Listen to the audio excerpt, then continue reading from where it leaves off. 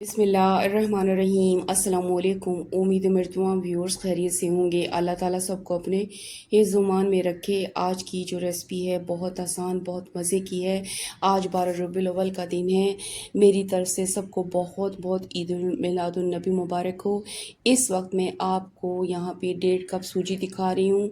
इसको मैंने अच्छे तरीके से छान लिया है। आपके पास मोटी सूजी हो या बारीक सूजी हो, दोनों में आप बहुत मज़े के सूजी के लड्डू तैयार कर सकते हैं।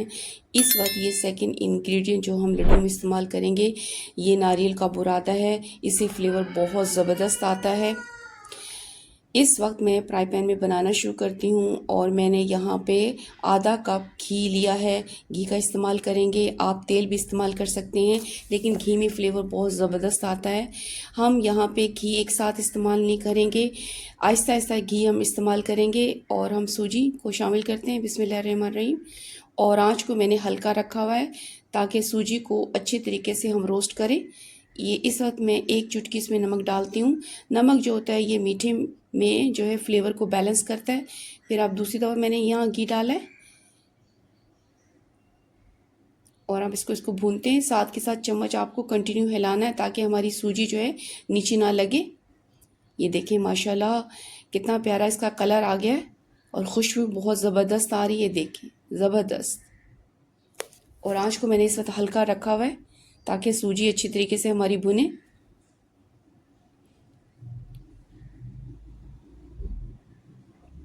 देखिए हमारी सूजी भून चुकी है, मैंने निकाल ली प्लेट में से।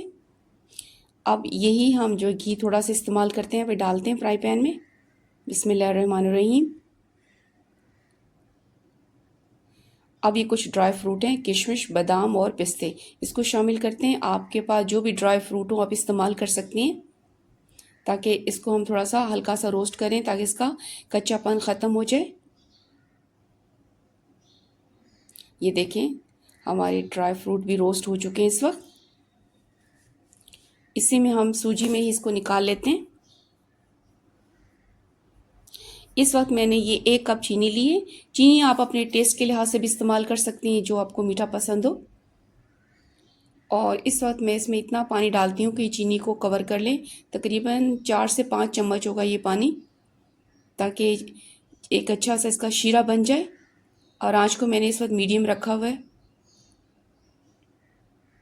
ताकि हमारी चीनी अच्छे तरीके से यहाँ डिज़ोल्व हो जाए, ताकि चम्मच आप हिलाती रहें साथ के साथ।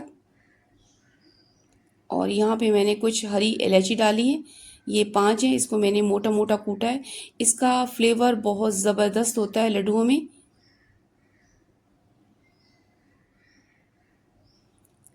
अब हमारा शीरा रेडी हो गया। अभी हम दोनों चीज़ों को इसमें शामिल करते हैं। अब यहाँ नारियल का बुरादा भी। बिस्मिल्लाहिर्रहमानिर्रहीम। अब तमाम चीज़ों को अच्छे तरीके से इसमें मिक्स कर देते हैं। इस वक्त मेरे पास ये 4 से 5 चम्मच मलाई है, इसको शामिल करते हैं। इसका फ्लेवर बहुत ज़बरदस्त होता है। अगर आपके पास देसी घी ना हो तो आप मलाई इस्तेमाल कर लें, इससे फ्लेवर बहुत ज़बरदस्त आता है लड्डुओं में। आप तमाम चीज़ों को अच्छे तरीके से शामिल करते हैं। ये देखें माशाल्लाह बहुत ज़बरदस्त खुशबू आ रही है। आधा कप से मैंने इतना घी बचा भी लिया है। अब इसको हम उतारते हैं। इसको ठंडा करते हैं, अच्छी तरीके से ठंडी हो जाए। अब मैंने ठंडा करने के लिए इसे खुले बर्तन में डाला है ताकि ठंडी हो जाए।